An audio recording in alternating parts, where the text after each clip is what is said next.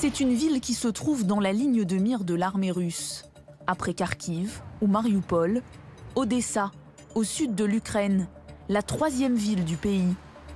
Ce matin-là, nous retrouvons le colonel Vitali Goulaïev dans l'une des bases militaires les plus importantes de la région. En voiture. Il décide de nous emmener à une quinzaine de kilomètres de là, à l'est. C'est un petit cadeau pour nos invités.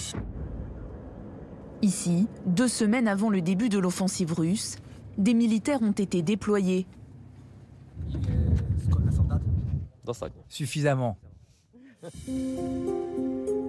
Aucune information ne doit filtrer, ni sur le nombre de soldats positionnés, ni sur le lieu exact où nous nous trouvons. Car c'est à cet endroit qu'ils se préparent à livrer une résistance acharnée. Ils sont motivés pour la victoire et seulement pour la victoire. Regardez leurs équipements, vous pouvez les comparer à ceux des soldats russes.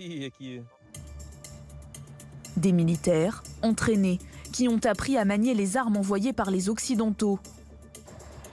Entre les mains de cet homme, un lance-missile anti-char donné par l'armée anglaise. Un modèle capable de détruire un tank à 800 mètres de distance. C'est une ancienne mitraillette soviétique. Ça tire à 1500 mètres. Des armes pour venir à bout d'ennemis plus nombreux, mais qui pour l'instant n'arrivent pas à progresser, ce qui donne du temps au colonel Goulaïev pour s'organiser. Cet abri est en train d'être construit. Sur toute la côte, des bunkers sont construits en prévision d'une prochaine attaque. Ça fait déjà 21 jours que nous nous préparons. Tant qu'ils bombardent ailleurs, nous, on se renforce ici. On fait en sorte de se barricader pour que le jour où ils décident de s'en prendre à nous, on leur en mette plein la figure. Une détermination qui ne faiblit pas, au contraire. Tout le monde a vu à Mariupol la bombe de 1000 kilos qui a atterri sur une maternité. Il n'y avait aucun site militaire là-bas. Le but, c'est de nous intimider, de nous faire peur et de nous contraindre à déposer les armes. Mais ça ne fait que nous énerver encore plus.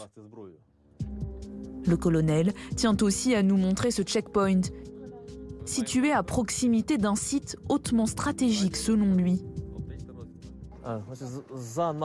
Derrière nous, il y a l'usine portuaire d'Odessa qui s'occupe de la production et du pompage d'ammoniac.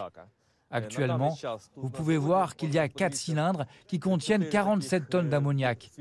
Si jamais il y a un missile qui tombe là-dessus ou n'importe quel explosif, il y aura une explosion énorme.